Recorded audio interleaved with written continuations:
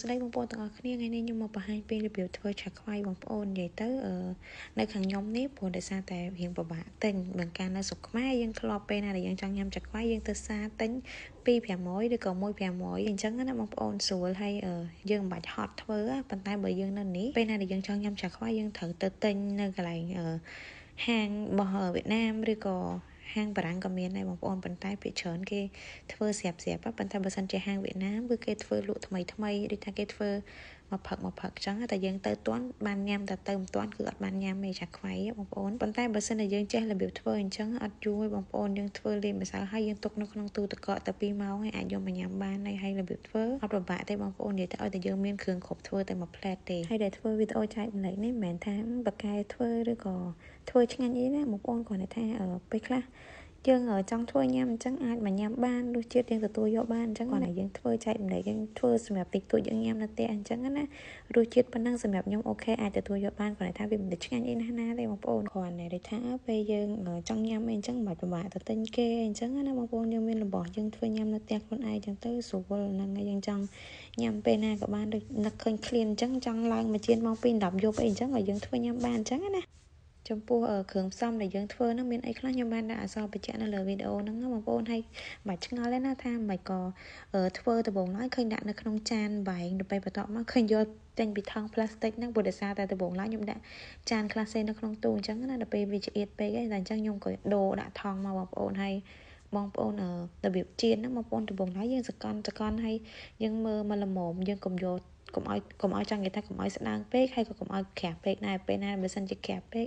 យើងខ្លាចអត់ឆ្អិនដល់ម្សៅខាងក្នុងណាបងប្អូនអញ្ចឹងយើងយកមកល្មមបានហើយកុំឲ្យស្ដើងពេកកុំឲ្យក្រាស់ពេកលៃមើលមកល្មមអញ្ចឹងណាបងប្អូនទាំងអស់គ្នាហើយរបៀបធ្វើហ្នឹងបងប្អូនកាត់មកល្មមធ្វើដូចបើខ្ញុំអញ្ចឹងឬក៏ធំជាងហ្នឹងក៏បានដែរបងប្អូនកាត់ទៅហើយមានដាក់ទឹកហើយក៏ដូចជាឈើមួយសម្រាប់ដែលថាយើងពេលណាដែលយើងចង់ជៀនយើងដាក់ទឹកហ្នឹងទៅដើម្បីឲ្យអាចខ្វៃហ្នឹងវាអោបជាប់គ្នាណាបងប្អូននិយាយទៅចេះតែប្រាប់ថាអោបជាប់គ្នាហ្នឹងព្រោះថាពេលខ្លះខ្ញុំធ្វើទៅពេលខ្លះដាក់ទៅជៀនទៅក៏វាមិនជាប់គ្នា100%ដែរពេលខ្លះវាមានបែកគូបែកអីខ្លះចឹងណាបងប្អូនវាមិនជាប់អីដូចថាយើងជៀន10គូវាអាចដូចថាអត់ជាប់គ្នាទាំង10អញ្ចឹងណាបងប្អូនហ្នឹងហើយបងប្អូនឲ្យដាក់ខ្លាញ់ឲ្យក្តៅទៅមើលយើងដំបូងឡើយយើងបោះម្សៅចូលម្ដុំទៅបើសិនតែពេលណាដែលម្សៅហ្នឹងវាដូចថាវាពុះឡើងមកលើមានន័យថាយើងអាចដាក់នំជៀនបានហើយបងប្អូនដែលដោយសារតែខ្ញុំធ្វើម្នាក់ឯងអញ្ចឹងខ្ញុំដូចថាខ្ញុំចាប់ដាក់នំជៀនផងខ្ញុំប្រែផងអីផងខ្ញុំធ្វើអត់តាន់បើសិនជាបងប្អូនមាន2នាក់ល្អនំអត់ខ្លោចទេដូចថាមួយចាប់នំយកមកដាក់អញ្ចឹងទៅមួយអ្នកប្រែអញ្ចឹងណាបងប្អូនអញ្ចឹងនំវាអត់រៀង